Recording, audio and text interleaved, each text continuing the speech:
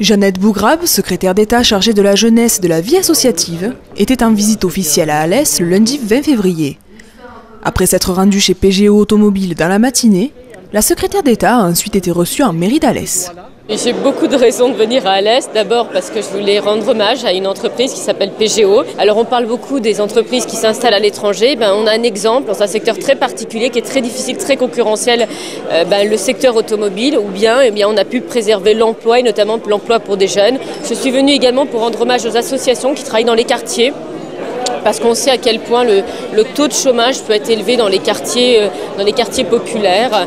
Et le travail des associations conduit en fait à accompagner les plus jeunes. Vous avez aussi en fait des actions qui sont menées pour ceux qui sont un peu plus âgés, soit qui sont sortis du système scolaire, ou des jeunes qui sont diplômés mais qui se retrouvent sur le carreau. C'est deux versants qui apparaissent assez différents mais qui ont pour point commun la jeunesse.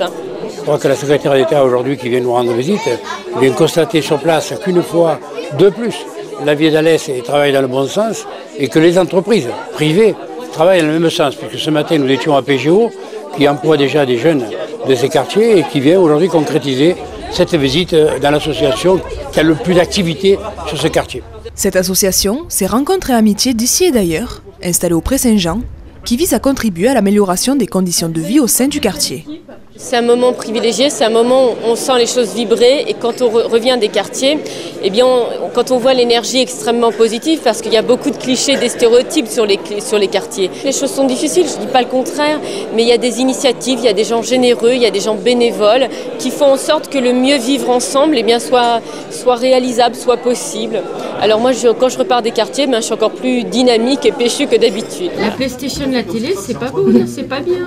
Pour nous, déjà, c'est une forme de reconnaissance à travers tout le travail qu'on effectue au quotidien avec les enfants, avec les habitants du quartier. Et puis, on va essayer de faire en sorte de consolider nos partenariats avec les différents dispositifs existants, en particulier en fait, l'État à travers le contrat urbain à la cohésion sociale. Et cette venue nous permet de faire reconnaître l'association au niveau départemental, voire régional. Dernière étape du parcours et avant le décollage pour Paris, Jeannette Bougrabe s'est rendue à la sous-préfecture pour y rencontrer les associations archi-gardoises. Je voulais vous remercier en tout cas d'avoir accepté de venir autour de cette table. Nous avons aujourd'hui les atouts, pourquoi pas les montrer. Et je crois que s'occuper aussi des quartiers après l'ANRU, qui était des biens immobiliers, on va aujourd'hui passer à l'acte social, c'est-à-dire sur les habitants, et les aider évidemment. On fait déjà les forums de quartier, on amène déjà les entreprises dans les quartiers, et là aujourd'hui, je crois que c'est la concrétisation de ce que fait Enfance et Jeunesse, notre département, dans les quartiers.